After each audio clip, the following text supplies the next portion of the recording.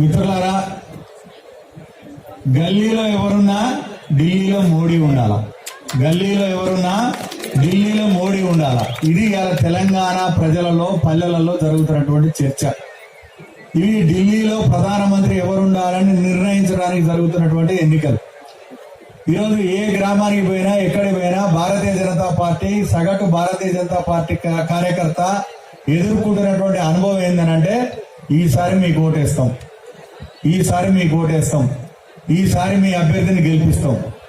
కారణం ఏంటంటే ఇలా విశ్వ నాయకుడిగా ఎదిగినటువంటి నరేంద్ర మోడీ గారి యొక్క ప్రతిష్ట ఇలా ప్రపంచవ్యాప్తమైంది.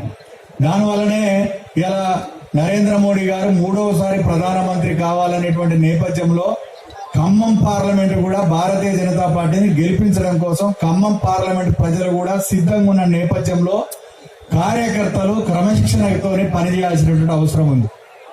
మనకు సమయం లేదు, 30 రోజుల మాత్రమే మనకు సమయం ఉంది. ఈ సమయాన్ని సద్వినియోగం చేసుకోవడానికి సిద్ధంగా ఉండాలి. ఇలా గ్రామాలలో ప్రజలు, యువకులు మొన్న జరిగినటువంటి అసెంబ్లీ ఎన్నికల్లో కాంగ్రెస్ అనేక వాగ్దానాలు ఇచ్చి మోసం చేసినటువంటి నేపథ్యంలో ఇలా పూర్తి స్థాయిలో కాంగ్రెస్ ప్రభుత్వం మీద అసంతృప్తితో ఉన్నారు. ఇలా నరేంద్ర మోడీ గారు తిరిగి ప్రధాని కావాలి, అట్లయితేనే తెలంగాణ అభివృద్ధి అవుతుంది, మన బతుకులు బాగుపడతాయి అనేటువంటి ఆలోచనతో ఉన్నారు. ఈ నేపథ్యంలో మరి అనేక దశాబ్దాలుగా భారతీయ జనతా పార్టీ జెండా మోస్తూ కష్టమైనటువంటి సమయాల్లో, కఠినమైనటువంటి సమయాల్లో, మనకు ఆదరణ లేనటువంటి సమయాల్లో భారతీయ జనతా పార్టీ పనిచేసినటువంటి నాయకులు, కార్యకర్తలందరూ కూడా సద్వినియోగం చేసుకోవాల్సినటువంటి అవసరం ఉంది. మంచి ఫలితం రాబోతా ఉంది.